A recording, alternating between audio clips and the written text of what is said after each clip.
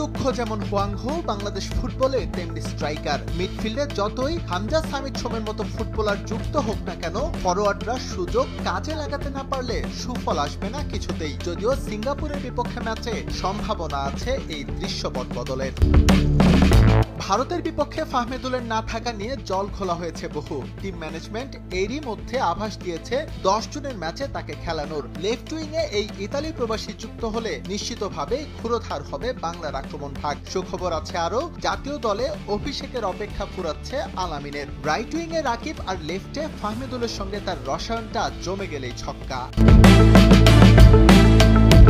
একদিকে হামজা চৌধুরী, তার উপর সামিদ সোম পেয়েছেন বাংলাদেশের হয়ে খেলতে ফিফার ছাড়পত্র। এই দুয়ের কম্বিনেশনে এই মুহূর্তে দক্ষিণ এশিয়ার সেরা মিডফিল্ড লাল সবুজের দখলে, তাতে কোনো সন্দেহ নেই। কাবরেরার 4-3-3 ফরমেশনে এই পজিশনে বাকি নামটা হতে পারে মুজিবুর রহমান জনি কিংবা হৃদয়।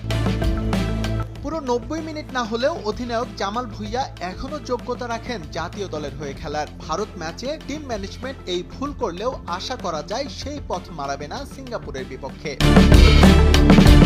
ইনজুরিতে থাকা বিশ্বনাথকে এই ম্যাচেও পাবে না বাংলাদেশ। রাইট ব্যাকে তার জায়গায় সাদউদ্দিনেই ভরসা। অভিজ্ঞ তপু আর তারিক কাজিতে বেশ সলিড সেন্টার ব্যাক কাবরেরার। বাম প্রান্তে ইনফর্ম শাকিল তপুর বিকল্প ঠিক এই মুহূর্তে নেই লাল সবুজে।